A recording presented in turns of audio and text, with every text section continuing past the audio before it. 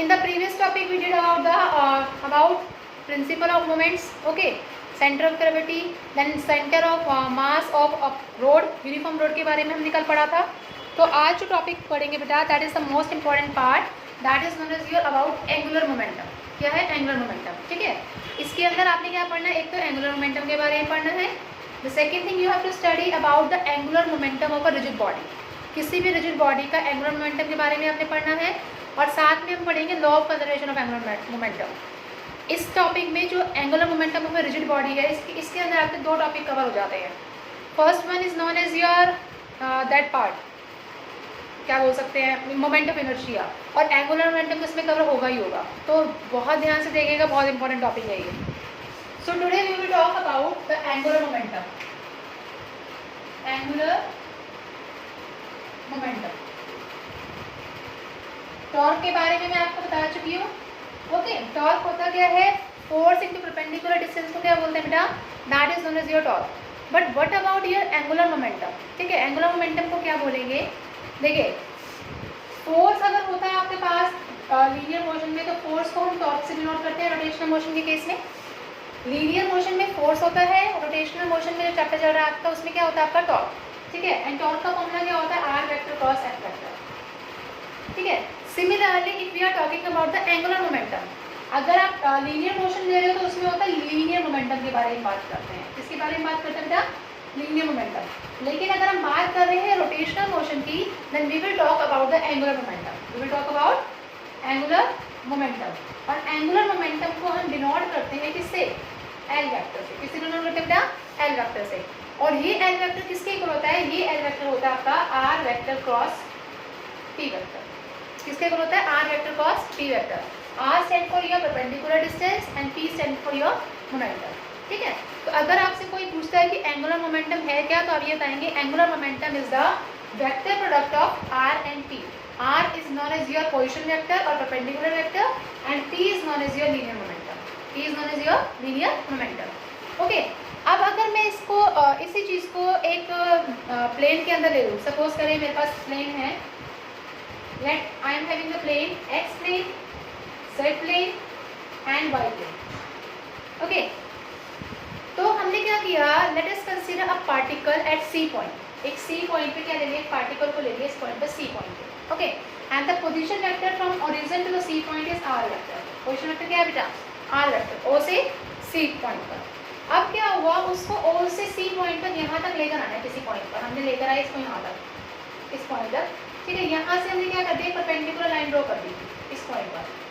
थोड़ा सा सीधे रख करिएगा, because of the help of pencil and scale we draw. This is known as your perpendicular vector, इसके ऊपर। And this is known as your line of action. Line of action का मतलब क्या होता है बेटा? लाइन ऑफ एक्शन मीन्स जहाँ पर आपका वर्क डन हो रहा है, ठीक है, जिसके ऊपर आपका काम हो रहा है, उसको क्या बोलेंगे? That is known as your line of action. Okay बेटा, so that line is known as your line of action, जिसके ऊपर काम किया जा रहा है। उस लाइन को क्या बोलते हैं? लाइन ऑफ एक्शन बोलते हैं। और ये लाइन क्या है? This is known as your perpendicular line. क्या बोलते हैं इसको? परपेंडिकुलर लाइन, या परपेंडिकुलर डिस्टेंस भी बोल सकते हो, PD stand for perpendicular distance. ठीक है, ये जो परपेंडिकुलर लाइन है, ये क्या है? 90 डिग्री एंगल बनाएगी। आप देखो उसको स्ट्रेट बनाना जरा, आई थिंक सो मेरे स्ट्रेट नहीं बनना, हाँ ये स्ट्रेट बनेगा आपका 90 डिग्री का एंगल। ओके, अब ये जो एंगल है इसके साथ नारा थीटा, अगर ये थीटा होगा तो ये भी कितना होगा आपका? कितना एंगल होगा? वर्टिकली अपोजिट एंगल, है ना? तो अब मुझे एक चीज़ बताइए, जब मैं ये बोल रही हूँ कि ऑरिजिन से हमने क्या करा? एक परपेंडिकुलर ड्रॉ किया इस लाइन के ऊपर, दैट इज 90 डिग्री।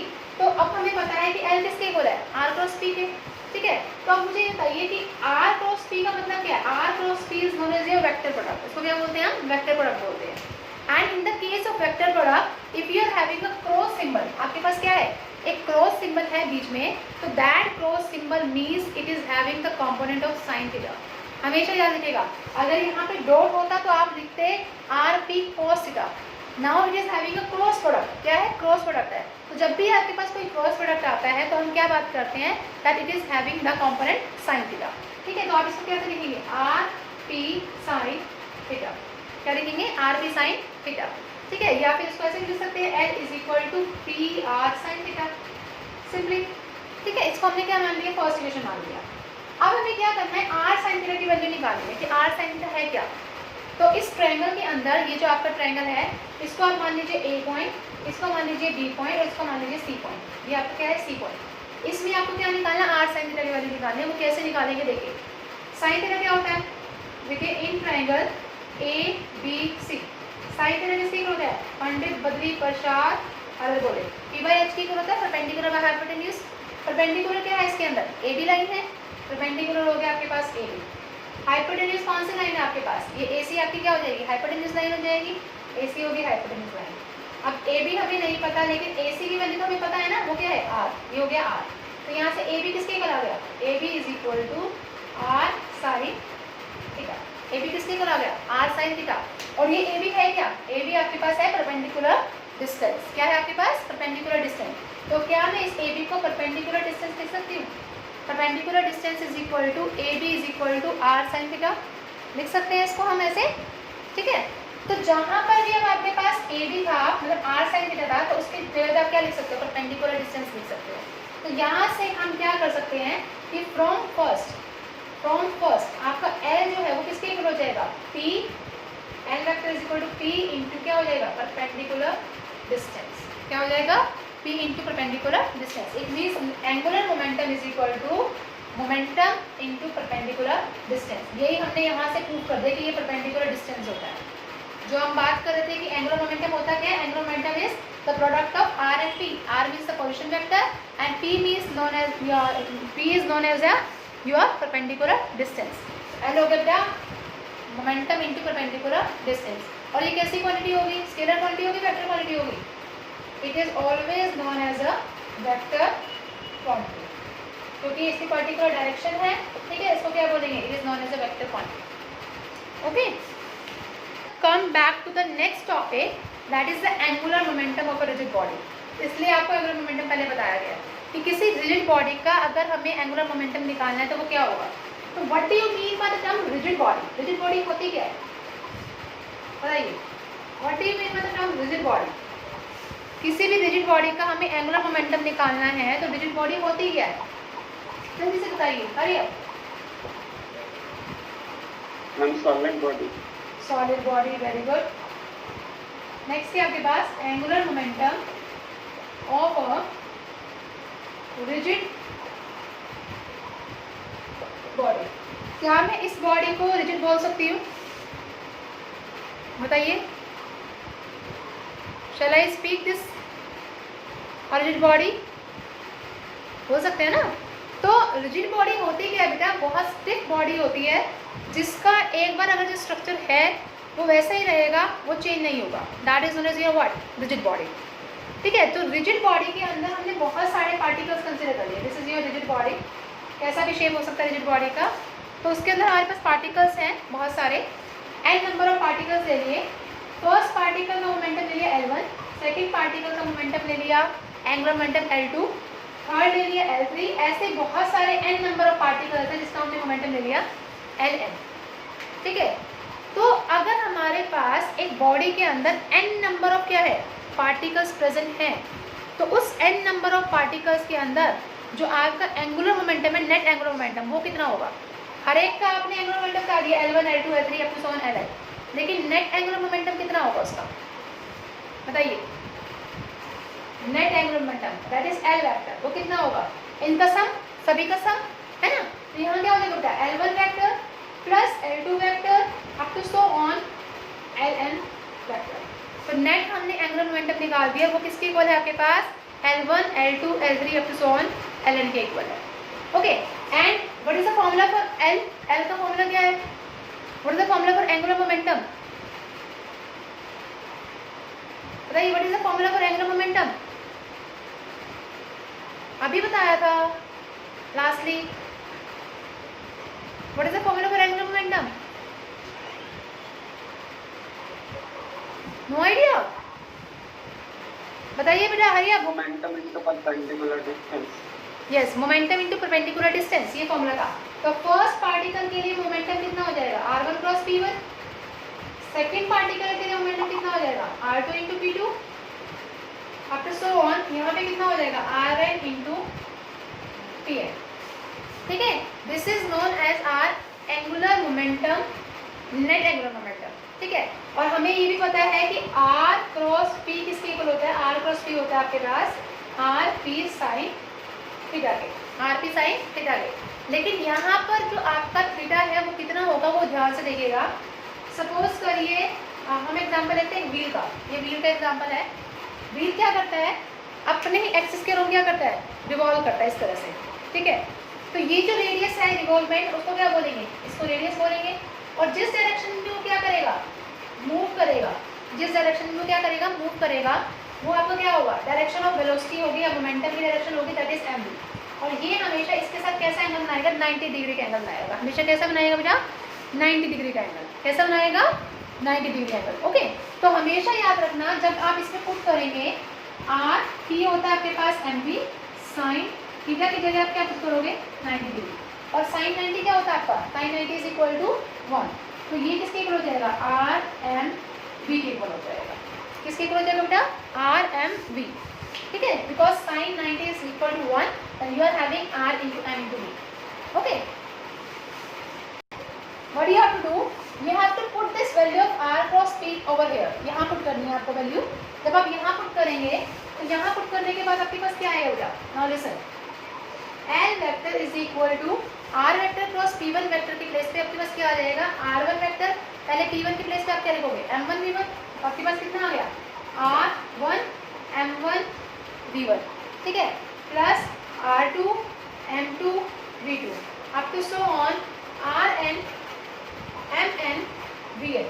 इसके प्लेस पे हमने क्या पुट कर दिया, RMV पुट कर दिया, ठीक है। जब वो फर्स्ट पार्टिकल है, for the first particle I am writing R1 M1 V1, for the second particle I am writing R2 M2 V2, for the end particle I am writing Rn Mn Vn। Okay, now there is a scalar relation between V and omega. हमने अभी पीछे किया था एक relation V is equal to R into omega, कुछ याद आ रहा है, v is equal to R into omega. मैंने आपको बताया था कि लीनियर वेलोसिटी जो है वो किसके इक्वल होती है, perpendicular distance into angular velocity. ये चीज़ मैं बता चुके हैं आपको, पीछे हमने रिलेशन भी निकाला है v is equal to R omega के ऊपर।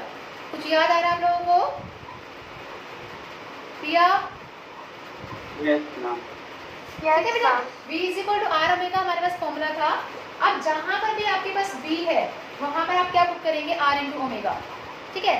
Now see next part is L vector is equal to R1 M1 in place of V1 we will write what, R1 omega. Omega 1 नहीं लिखेंगे यहाँ पे, क्योंकि जब भी कोई ऑब्जेक्ट रिवॉल्व करता है किसी एक्सिस के अराउंड तो उसकी जो एंगुलर वेलोसिटी होती है वो सेम रहती है, एंगुलर वेलोसिटी कभी भी चेंज नहीं होती है। Omega is known as your angular velocity, ठीक है, and v is known as your linear velocity. ये रिलेशन होता है इसके बीच में।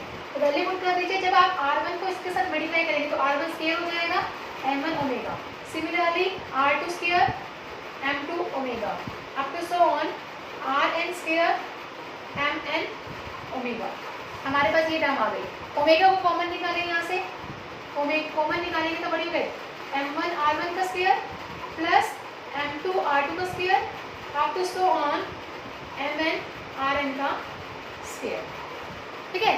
And this product of mass into distance जो होता है that is known as your moment of inertia. इसको क्या बोलते हैं, this is known as your moment of inertia. बहुत इंपॉर्टेंट है, this is known as your moment of inertia.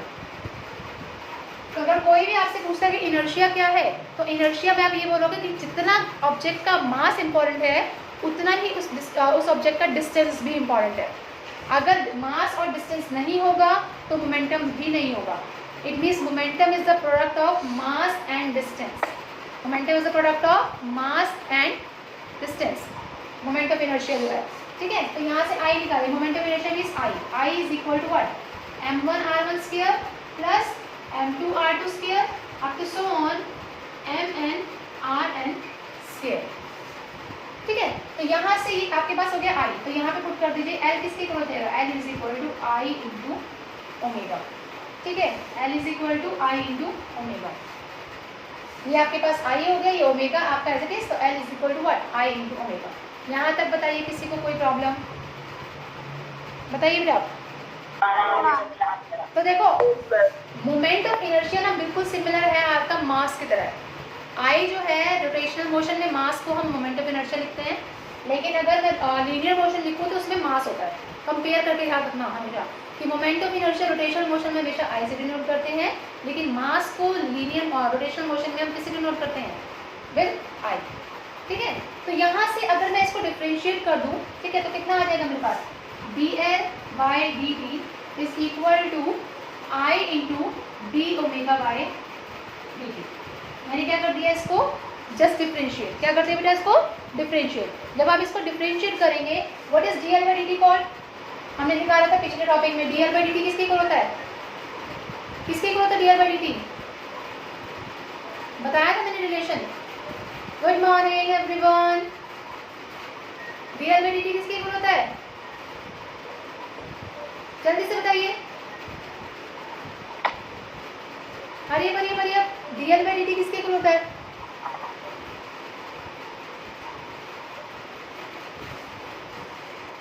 We have find the relation dl by dt is equal to torque. Very good.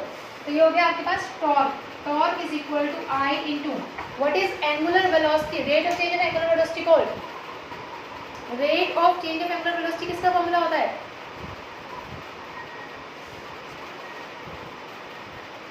Alpha का। किसका होता है? Alpha. तो alpha is known as your rate of change of angular velocity as well as torque is known as your what? It is a kind of force only. तो यहाँ से हमारे पास relation आ गया tau is equal to I into alpha. बहुत important topic है ये, most important topic. That is the law of conservation of angular momentum. बहुत छोटा सा है। That is known as your law of conservation of angular momentum. Angular momentum. What do you mean by the term law of conservation? Law of conservation होता क्या है कि आपका initial जो एंगुलर मोमेंटम है और फाइनल एंगुलर मोमेंटम वो क्या होना चाहिए? सेम होना चाहिए। जैसे हम मोमेंटम के केस में करते थे कि total momentum before collision is equal to total momentum after collision, है ना? सिमिलर केस यहाँ पर आपका बेटा। Law of conservation of angular momentum में क्या है कि इनिशियल एंगुलर मोमेंटम वो किसके इक्वल होता है बेटा? That is equal to final angular momentum. ठीक है बेटा, ये होता है आपके पास। अब इनिशियल एंगुलर मोमेंटम और फाइनल एंगुलर मोमेंटम तो चलो आपको पता है, that is L is equal to R cross P। अब मुझे एक चीज़ बताइए कि अगर हम किसी भी बॉडी के ऊपर फोर्स अप्लाई करेंगे ना, तो क्या उसके ऊपर कुछ टॉर्क लगेगा? इस बॉडी के ऊपर मैंने कोई फोर्स नहीं अप्लाई किया, ठीक है, नो फोर्स, नथिंग, तो क्या इसके ऊपर टॉर्क अप्लाई होगा? बताइए, होगा इसके ऊपर torque apply? Torque means what? जो इस बॉडी को रोटेट करवा दे। नहीं होगा ना? Very good. ठीक है, तो इफ अगर टॉर्क ही अप्लाई नहीं करेंगे, टो इज इक्वल टू क्या हो गया? जीरो हो गया। हमें पता है कि टॉर्क किसके इक्वल होता है? dl बाई dt के, rate of change of angular momentum. ठीक है, अब अगर यही जीरो हो गया तो dl बाई dt भी क्या हो जाएगा? जीरो हो जाएगा। ठीक है, अगर dl बाई dt जीरो हो गया तो L क्या हो गया? L हो जाएगा बेटा आपका कांस्टेंट। क्या हो जाएगा? L is equal to constant. और अगर L कांस्टेंट हो गया तो अभी हमने निकाला था यहाँ से L किसके इक्वल था? आई ओमेगा के इक्वल था। तो put the value here, I omega भी किसके इक्वल हो जाएगा? कांस्टेंट के इक्वल हो जाएगा। किसके इक्वल हो जाएगा? कांस्टेंट के। ठीक है, तो इट मीन्स अगर हमारे पास टू सिस्टम्स हैं, कोई भी बॉडी के टू सिस्टम्स हैं, तो उस केस में हमारा I1 ओमेगा 1 किसके इक्वल हो जाएगा? I2 ओमेगा 2 के लिए, because I omega is equal to constant. I omega क्या है? कांस्टेंट है, इसी वजह से I1 ओमेगा 1 किसके इक्वल हो जाएगा? I2 omega 2। This is the relation of your law of conservation of angular momentum. बताइए यहाँ तक किसी को कोई प्रॉब्लम? क्योंकि इसके बेसिस पे फिर न्यूमेरिकल है। बताइए बेटा, any problem up to here? Okay, चलिए, आवाज़ तो निकली कुछ बच्चों की, है ना? चलिए नेक्स्ट देखिए, एक न्यूमेरिकल है, इसका बहुत इजी सा है, ध्यान से देखिए, because it's less than 3 minutes only left. देखिए न्यूमेरिकल क्या है, आपके पास एक टेबल है, ध्यान से देखिएगा, बहुत इजी सा न्यूमेरिकल है। ये टेबल है, ठीक है, इस टेबल के दोनों पॉइंट पर क्या रखे खड़े हैं? दो मैन खड़े हैं, एक का नाम है P और एक का नाम है अनदर P। दोनों मैंने P ले लिया है, ठीक है, डबल रोल। ओके, तो क्या हो गए, टी हमारे पास 2 मैन हो गए। अब टेबल का जो रेडियस है सेंटर से, ये आपका सेंटर है, टेबल का रेडियस जो है सेंटर से वो है आर, यहाँ से भी और यहाँ से भी, दैट इज आर। ओके, एक तरह से व्हील लगा लीजिए, टेबल लगा लीजिए, एज यू विश, ठीक है, जो कुछ करना है। तो आपको जो एंगुलर वेलोसिटी दे रखी है वो कितनी दे रखी है, कॉर्नर पे जो दे रखी है, दैट इज 100 RPM, ठीक है, रूट पर मिनट बोलते हैं इसको, कुछ ऐसा, ठीक है। कॉर्नर पे आपके पास ओमेगा, रेडियन पर मिनट बोलते हैं, सॉरी। तो आपके पास क्या हो गया, ओमेगा 1 क्या हो गया, 100 RPM गिवन है, स्पीड एट कॉर्नर पे गिवन है। टेबल का जो इनर्शिया दे रखा है बेटा, that is 20 kilogram, I think so metre square, it is given 20 kilogram metre square, ठीक है। मास जो दे रखा है वो दे रखा है पर्सन का 40 kg, mass is 40 kg। Radius दे रखा है आपको 5 मीटर।